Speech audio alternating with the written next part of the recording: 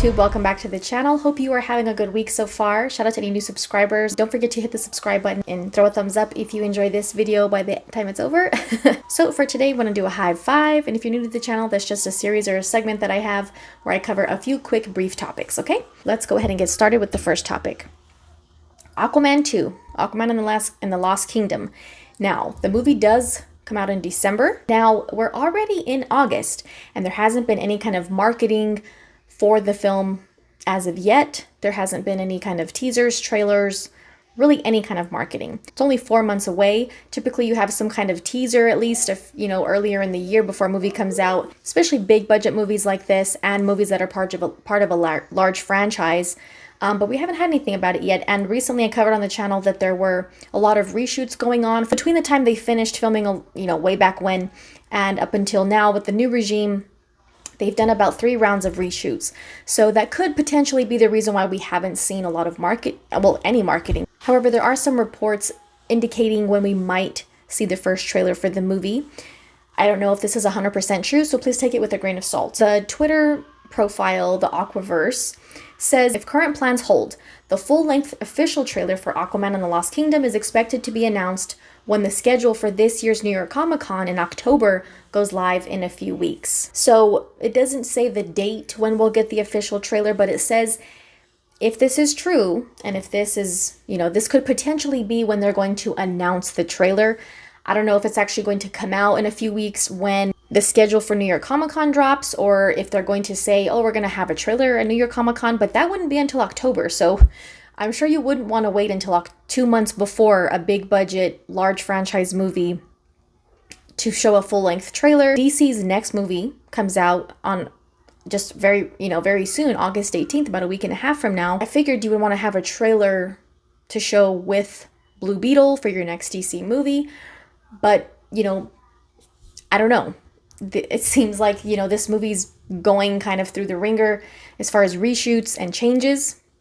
Maybe it's just, hard to put a trailer together because of the changes in the plot and whatnot. Like I said, even by now, you would expect that we would have seen a teaser or something for the movie that comes out in a few months, or at least have something to show with Blue Beetle. But I don't know. If they wait until New York Comic-Con to have a trailer, I think that is very long to wait. Even in a few weeks when they announce the schedule for New York Comic-Con, I mean, if it's in a few weeks, then that means Blue Beetle might be out before that. And so I don't know why they would wait until after their next DC movie comes out to have a trailer. Like, it makes sense to show it with Blue Beetle, but we'll see what happens and we'll try to keep updated on when the trailer drops. All right, next on today's Hive 5 is a pretty interesting topic. Zack Snyder was recently asked about his director's cut of Sucker Punch. Almost all his movies have a director's cut, and when asked about if he still is interested in releasing the director's cut of Sucker Punch, he said that he definitely still plans on releasing it at some point in time, but there are issues with the rights to the movie. And so that's kind of where the problems are coming in as far as releasing the director's cut. He also kind of talked about the original ending for the movie a little bit and said that it was too weird for the studio. They went ahead and went with what was released in the film. But I just think it's funny how, people always end up interested in the director's cuts of his films when he got certain feedback from the studio, and then the fans end up actually liking what he originally had planned. So just wanted to, kind of share that because he was asked about that recently. So I don't know, maybe he'll be able to release the director's cut of Sucker Punch at some time in the future. All right, next up on today's High 5 is Blue Beetle.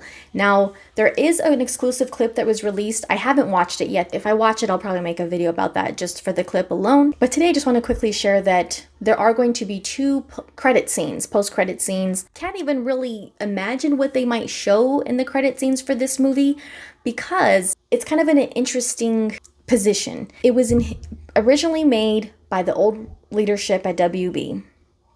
And then, just like all these other movies that have come out this year, and then Black Adam that came out last year, it got handed over to new leadership. Now with the new leadership, James Gunn is saying that this version of Blue Beetle will be a character in their new DC universe because it doesn't really have any, connection to events or stories that have happened in the current or previous DCEU. But what kind of credit scenes do you put Unless they added them after the new leadership took over, maybe they added credit scenes that are related to future DC movies. But James Gunn had a weird comment saying that, you know, Blue Beetle is the first DCU character to be introduced, but the first DCU movie is Superman Legacy. I think it kind of leaves the door open for James Gunn and Peter Safran to be like, oh, it's on the table. He might continue, he might not. Like, I feel like it kind of gives them room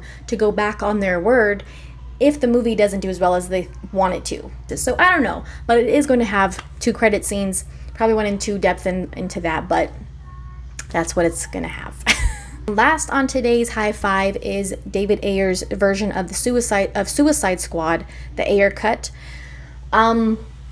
David Ayer recently said when asked that James Gunn told him Suicide Squad director's cut will have its time to be shared. Quote, I think that's a very vague response. I understand that they are trying to maybe build out a new DC universe, so it's not maybe, you know, something that is a priority right now. And I think that's, you know, okay, that's understandable. Even David Ayer, he respectfully said early on when James Gunn and Peter Safran took over that they deserve to kind of have their own universe before visiting, you know, revisiting things from the past. And I respect that response. The thing is, James Gunn, he was asked, you know, very early on in his position, like, would you release the Ayer cut of Suicide Squad? And he said, I would be happy with whatever, you know, the studio wanted to do. Well, now you're the studio. So I think when he does all of this, you know, blabbering on Twitter all the time, people keep receipts, and people remember what you say, and people are gonna, you know, well, what about this? Well, what about that? You said this, you said that. And so I think maybe that's why it's becoming a discussion right now. And on the other side, maybe, you know, it kind of gives fans hope that maybe eventually he will have his version of Suicide Squad released. He has been sharing quite a few pictures and stuff about it recently too. I just think that's a very vague answer. It will have its time to be shared. I'm not saying that James Gunn's not interested in releasing it. He very well may be interested in releasing it. I just think it's easy to give very like blanket statements like that. It's easy to appease people by saying things like that. And like I said, they are trying to start a new DC universe. I understand that. I'm just saying people are going to hold him to what he says. He likes to say things in a very specific way to make it seem to that way later on when he's kind of confronted with it, he can say, well, I really didn't say this, I said this. You know what I mean? But I just wanted to share that because it was a kind of a hot topic of discussion today. So thank you guys for watching. Check out anything you might have missed recently. Check out the short section if you're interested in those videos that I've been sharing as well.